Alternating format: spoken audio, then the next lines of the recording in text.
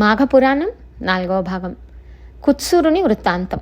పులిముఖము గల గంధర్వుని వృత్తాంతమును దిలీపునకు వివరించిన తరువాత మాఘమాస మహత్యము గురించి వశిష్ఠుడు తిరిగి ఇట్లు చెప్పుచుండెను.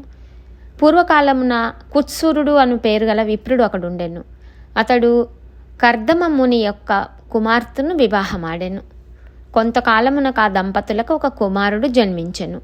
కుమారునికి 5వ ఏడు రాగానే ఉపనయనము చేసెను. ఆ బాలుడు దినదినాభివృద్ధి నొందుచు పెద్దలను గౌరవించటం, విద్యాభ్యాసమొనరించటం, ఆ విద్యాభ్యాసము యందు శ్రద్ధ చూపటం, నీతి నియమాలను పాటించటం, దైవ కార్యముల యందు భక్తి కలిగి ఉండుట మొదలగు కార్యములను నెరవేర్చుచు సకల శాస్త్రములను అభ్యసించాడు. ఈ విధంగా కొంతకాలం గడిచింది. ఆ బ్రాహ్మణ బాలునకు యుక్త వయసు వచ్చింది. అతనికి దేశాటనకు పోవలయునని కోరిక కలిగి తీర్థయాత్రలకు బయలుదేరాడు.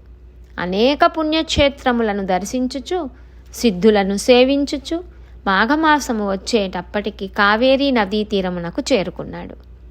నా పుణ్యఫలము కొలది ఈ మాఘమాసంలో నాకు కావేరీ స్నానయోగం లభించినది, ఇది నా భాగ్యం అని ఆ విప్రయువకుడు అనుకొని సంతృప్తి చెందాడు. మాఘమాసమంతయు ఇచ్చటనే ఉండి అధిక ఫలమును సంపాదించదను అని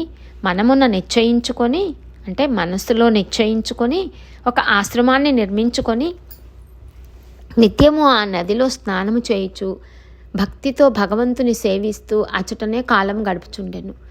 ఆ విధముగా నదీ తీరమున 3 సంవత్సరములుండి అత్యధిక పుణ్యఫలము సంపాదించాడు.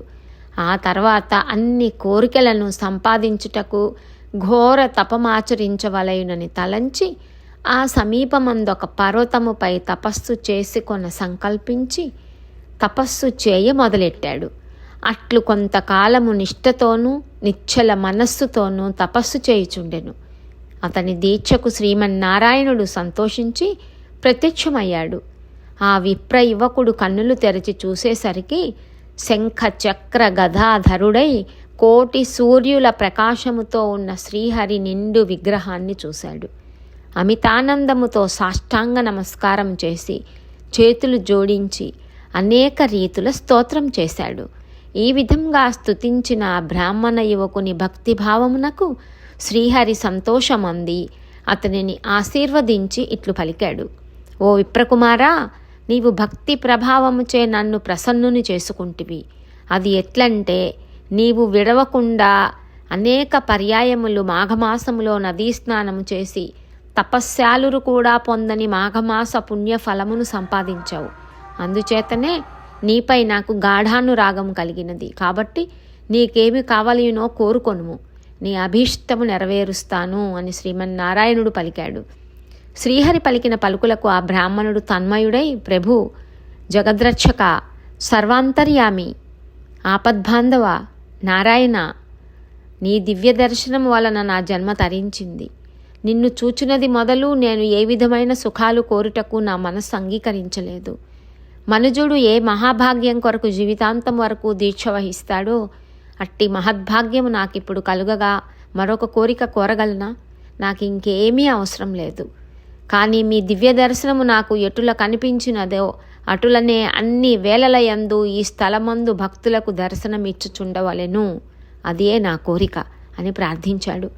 శ్రీహరి ఆ విప్రకుమారుని కోరికను మన్నించి, నీ అభీష్టము నెరవేర్చుదను కాక అని పలికి నాటి నుండి అచటనే ఉండిపోయాను. కొంతకాలమునకు తల్లిదండ్రులను చూచుటకై తన గ్రామమునకు వెళ్ళాడు. చాలా దినములకు కుమారుడు వచ్చునని వృద్ధులై ఉన్న తల్లిదండ్రులు మిక్కిలి సంతోషించి కుశల ప్రశ్నలు అడిగారు. ఇది మాఘపురాణం 4వ భాగం సమాప్తం. వచ్చే 5వ భాగం కోసం రేపటి వరకు ఎదురు చూద్దాం. అంతవరకు నమస్కారం.